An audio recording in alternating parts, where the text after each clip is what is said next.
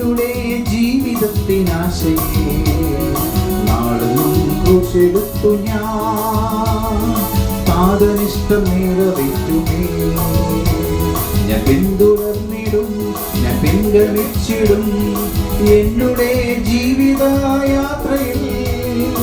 ഈ വരൂപിൽ ചൂടതേക്കുമ്പോ കഞ്ചിറകനിക്കു വിശ്രമം. ഈ വരൂപിൽ ചൂടതേക്കുമ്പോ കഞ്ചിറകനിക്കു വിശ്രമം.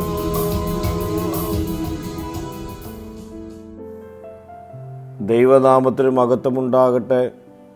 ഇന്നത്തെ പ്രഭാത ധ്യാനത്തിനായി 31 സങ്കീർത്തനം 16 വാക്യം. അടിയൻ്റെ മേൽ തിരുമുഖം പ്രകാശിപ്പിക്കണമേ, നിന്റെ ദയയാൽ എന്നെ രക്ഷിക്കണമേ. യജമാൻ്റെ മുഖം പ്രകാശിക്കുമെങ്കിൽ ഒരു ദാസന് അതിൽ കൂടുതലൊന്നും ആഗ്രഹിക്കാറില്ല.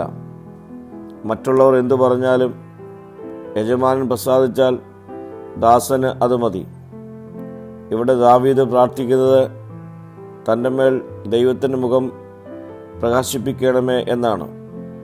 ഇത് രക്ഷയ്ക്കുള്ള ഒരു അപേക്ഷയാണ്. യോഗ്യതയെ അടിസ്ഥാനമാക്കിയല്ല, മറിച്ച് ദൈവത്തിൻ്റെ ഉടമ്പടി വിശ്വസ്തതയിലും ദയയിലും കരുണയിലുമാണ് ഇത് ലഭ്യമായിത്തീരുന്നത്. ദൈവത്തിൻ്റെ സാന്നിധ്യമാണ് ജീവിതത്തിൻ്റെ അനുഗ്രഹത്തിൻ്റെ ഉറവിടമെന്ന് ഈ വാക്യം അടിവരയിട്ട് സമ്മതിക്കുന്നു. പ്രിയ സ്നേഹിതരെ, ദൈവമുഖം നമ്മിൽ പ്രസാദിപ്പിക്കുന്നവരായി തീരുമ്പോൾ നമ്മുടെ ജീവിതം ധന്യമായി തീരും. ഈ നാളുകളിൽ ദൈവം നമ്മിൽ പ്രസാദിപ്പിക്കത്തക്കവണ്ണം നമ്മുടെ ജീവിതങ്ങളെ നമുക്ക് രൂപപ്പെടുത്താം. പ്രാർത്ഥിക്കാം. കർത്താവേ, നിൻ്റെ മുഖം എന്നിൽ പ്രസാദിക്കത്തക്കവണ്ണം ദിനംപ്രതി എൻ്റെ ജീവിതത്തെ ക്രമീകരിക്കുവാൻ കൃപ ചെയ്യണമേ. മഹത്വം നീ എടുക്കണം. യേശുവിൻ്റെ നാമത്തിൽ തന്നെ. ആമീൻ.